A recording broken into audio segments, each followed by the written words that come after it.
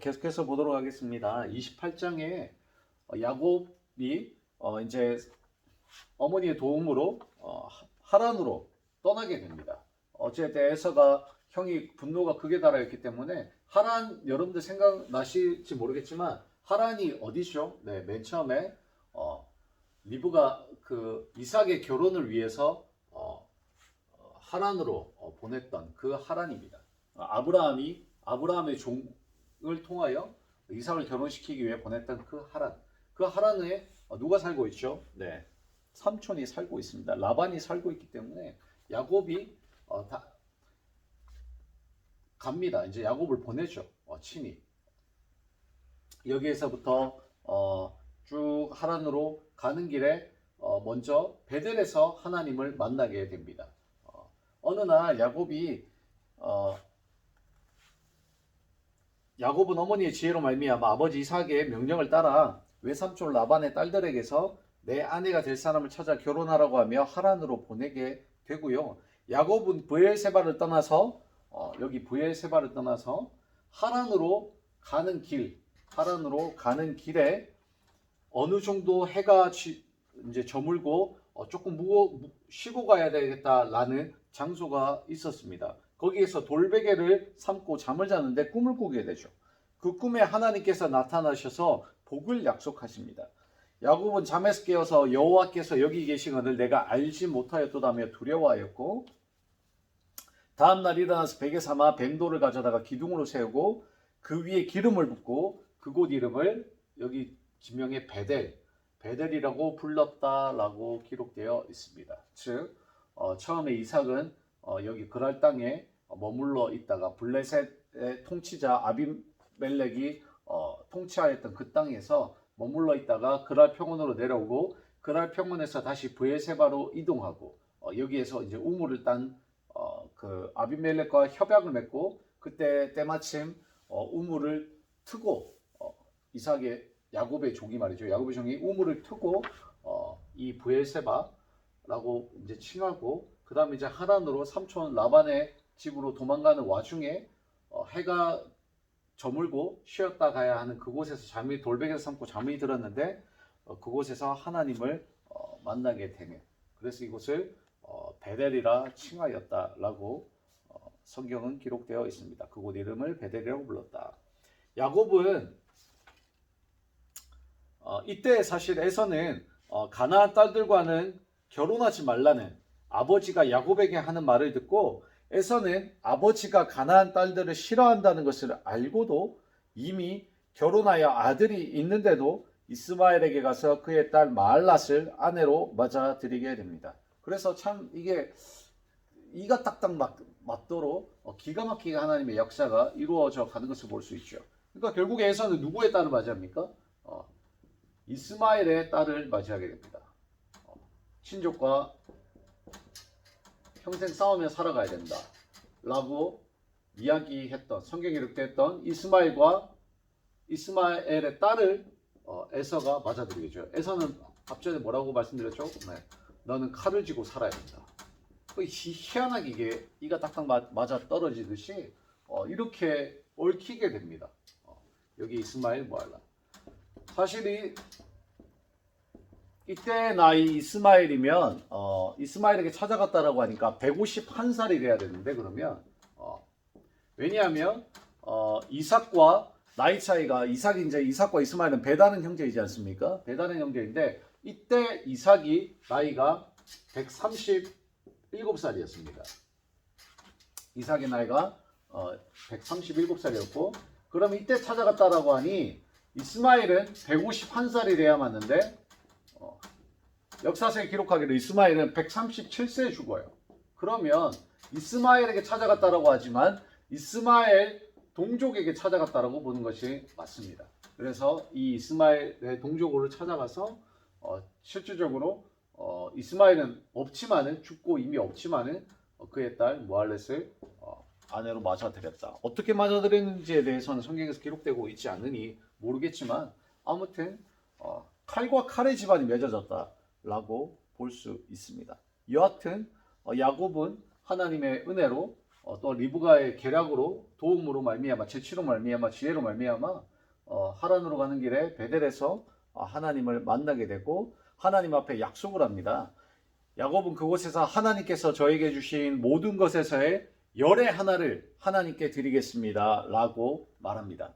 이것은 야곱이 나는 늘 하나님의 은혜를 기억하며 감사한다는 마음을 담아 그 의미로 하나님께 드린다라는 것이 그 마음이 담겨 있죠. 사실 하나님께서 세상에 물질이 뭐가 필요하겠습니까? 그리고 하나님이 공급자이시거늘 뭐가 필요하다라는 말입니까? 세상 사람들은 11조의 개념을 나는 내가 번 돈을 교회에 바친다라는 개념으로 알고 있지만 또한 그리스도인들조차도 때로는 11조가 내 삶에 너무 비중이 크다라고 하면서 꺼리끼는 경우가 있지만 본디 11조는 오늘 야곱만 보아도 나는 나의 하나님의 은혜를 기억하며 감사합니다. 그 은혜로 이 11조를 하나님을 향한 감사의 마음을 담아드립니다 하며 드리는 것이 11조의 의미다라고 생각해 볼 수 있습니다. 그러므로 사실 11조를 우리가 어떻게 드리고 있는지에 대해서도 저도 성경을 준비하면서 다시 한번 돌아보게 되는 계기가 되었고 하나님께 단순히 내가 가진 물질, 내가 한 달 동안 번 돈을 바친다라는 생각을 혹시 하고 있지는 않는지 11조는 나의 주 되신 하나님 앞에 나의 삶을 늘 형통케 하심을 감사합니다라는 마음을 담아 드리는 것이 11조임을 기억하며 감사의 마음이 없이 물질만 드리는 11조를 드려 하나님 앞에 범죄하지 않기를 간절히 바랍니다. 계속해서 29장에 야곱과 외삼촌의 두 딸 레아와 라헬가 결혼하는 장면이 나옵니다. 설교 때도 사실 많이 들었고 성경을 초반에 창세기는 여러분들이 많이 읽었기 때문에 잘 아실 거라고 생각되어집니다. 야곱이 양떼를 몰고 오는 라헬을 먼저 발견하고 이제 야곱이 브엘세바를 떠나 베델을 지나서 쭉 하란까지 올라갔겠죠. 이 야곱이 어느 정도 하란에 이르렀을 때에 라반의 둘째 딸 라헬이 양을 몰고 오는 것을 보게 됩니다. 그래서 우여곡절 끝에 여기까지 왔다고 입을 맞추고 난 다음에 말한 뒤에 삼촌 라반의 집에 들어가게 되죠. 거기서 함께 살게 되었고 삼촌 라반이 우리 집에서 보수 없이 거저 일할 수는 없으니 조건을 제시해 보라고 합니다. 야곱은 둘째 딸 라헬을 흠모하고 있었기에 내가 삼촌 집에서 7년을 일해드릴 테니 라헬을 달라고 그 조건에 맞추어서 제시를 하게 되죠. 그러자 라반이 좋다. 그 조건이 참 좋다. 다른 남자에게 내 딸을 주느니 너가 낳겠다라며 조건을 수락하게 됩니다. 야곱은 라헬을 사랑하였으므로 7년을 수일 같았다라고 기록하고 있고요. 성경에는 마침내 7년을 보내어 라헬과 결혼을 하여야 되었지만 우리 고장에서는 큰애부터 시집 보내는 것이 이 고장의 법이니 레아와 간밤에 사실 이제 잔치를 크게 벌이고 났는데 야 이제 진짜 결혼해줄게 잔치를 벌였는데 술에 잔뜩 취해 있는 야곱의 신방에 레아를 사실 몰래 들여보내놓죠. 그리고 난 다음에 아침에 깨서 보니 이게 레아가 이제 자기의 눈앞에 펼쳐져 있으니 삼촌한테 가서 따지니 삼촌이 이제 이렇게 이야기를 하죠. 큰애부터 시집 보내는 것이 이 고장의 법이다. 레아와 7일 동안 초래 기간을 채운 뒤 라헬을 주겠다라고 합니다.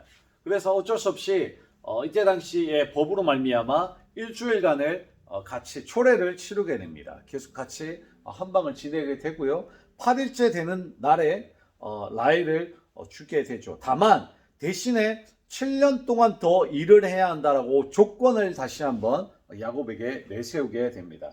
그래서 어쩔 수 없이 야곱은 라헬을 너무나도 원했고 사랑하였기 때문에 그 조건에 정말 불합리한 조건이고 말도 안 되는 조건이지만 라헬을 얻기 위해서 그 조건을 수락하게 됩니다. 그래서 마침내 8일째 7일 동안 초래기간 레아와 채우고 난 다음에 8일째 라헬을 얻었고 라헬과 동침하였다라고 성경은 기록하고 있습니다. 그렇지만 성경에 또 기록하다시피 야곱은 당연히 레아보다 라헬을 더 사랑하였다라고 기록하고 있고요. 하나님께서는 남편에게 사랑받지 못하는 레아를 보시고 태의 문을 먼저 열어주셨습니다. 그래서 라헬은 임신하지 못하는 상황이었고 레아는 마침내 하나님이 복을 주셨기 때문에 아들을 얻었고요. 이때부터 12지파의 계보들이 탄생이 되게 되죠. 30장에서부터 알 수 있습니다. 그래서 하란에서 이제 30장의 키워드를 보시면 하란에서 이제 이 하란에서 야곱의 자녀들이 계속적으로 놓아지게 되고 재산도 늘어나게 된다는 것을 30장에서 볼 수 있죠. 레아와 실바, 그의 여종 실바, 그리고 라헬과 그의 여종 비라 사이에서 자녀들을 계속해서 낳게 됩니다. 번성하게 되죠. 뭐 이 안에 30장의 사건들을 보면 뭐 시기도 하고 이제 언니만 애를 낳으니 시기도 하고 뭐 이런 사건들이 주구장창했지만 뭐 시기한 것은 사실 중요한 사항이 아니니 중요한 것은 하나님이 약속하신 번성을 이루게 해주셨다라는 것이 30장의 큰 핵심이 될 수가 있겠습니다. 그리고 이때 당시 이제 30장 하반부에 보면 야곱이 고향 땅을 돌아가기 위해 라반과 흥정을 하기 시작하고 야곱이 돌아가려고 하고 라반이 실질적으로 27절에 창세기 30장 27절에 이렇게 이야기합니다. 여호와께서 너로 말미암아 내게 복 주신 줄을 내가 안다. 그러므로 나에게 머물러 있어 달라라고 이야기를 하죠. 라반도 아는 겁니다. 야곱 때문에 내가 복을 받고 있다라는 것을. 그래서 창세기를 계속 진행해 나가면서 제가 수차례 여러분들에게 설명을 드렸을 겁니다. 복을 받는, 나 때문에 주변이 복을 받는 그러한 인물이 되어야 된다. 내가 다른 사람으로 인하여서 복을 받는 게 아니라 내가 하나님의 복을 받는 중심에 내가 들어갈 수 있도록 하나님 앞에 합한 자가 되어야 된다라고 수차례 설명을 드렸습니다. 그러므로 여러분들 또한 다시 한번 이 구절을 통하여서 깊게 생각해 보셔야 됩니다. 알아요. 라반도 압니다. 내가 너 때문에, 내가 하나님 앞에 기도했더니 아는 거예요. 본인도. 내가 너 때문에, 야곱 너 때문에 이러한 복을 누리게 되었다. 그리고 야곱도 그렇게 또 이야기합니다. 저 때문에 복을 받아서 삼촌이 이렇게 재산이 늘어난 줄을 제가 압니다. 그러므로 내가 이제 떠나기를 요청하고 떠나기 전에 나에게 재산을 이제 좀 달라라고 사실 그러한 조건을 흥정을 하게 되죠. 그러나 그 흥정에 사실 라반은 꼼수를 부리게 되고요. 성경을 그렇게 이제 보시면 알게 되겠고요. 그 꼼수를 부리나 하나님은 야곱에게 지혜를 주셔서 재산을 늘려가게 하신다라는 것이 30장의 마지막 절이 되겠습니다. 그럼 오늘 총체적으로 한번 보았을 때 여전히 하나님은 복을 주시고 계시고 역사하고 계시고 하나님께서 한번 정하신 것, 내 계획은 반드시 이룬다라는 것을 오늘 26장과 30장에 볼 때에도 여실히 볼 수 있고요. 중간중간에 여러분들이 생각나는 것들은 다시 한번 마음속에 깊이 새기셔서 기도하시고 하나님 앞에 나아가는 귀한 시간들이 될 수 있기를 간절히 소망합니다. 기도하도록 하겠습니다. 하나님, 오늘 말씀을 통하여 우리에게 주신 것들을 다시 한번 기억합니다. 하나님은 절대적으로 약속을 이루어 나가시는 분이시고 거룩한 분이시며 하나님께서 순종만 하면 복을 주신다라는 것을 다시 한번 이삭의 26장을 통하여 우리가 그랄 땅에서 100배의 수확을 거두는 것을 보았습니다. 하나님은 반드시 이삭에게 이야기하셨습니다. 너희 아버지에게 내가 약속했다. 그리고 그 순종함으로 말미암아 복을 받았다라는 것을 먼저 전제로 이야기합니다.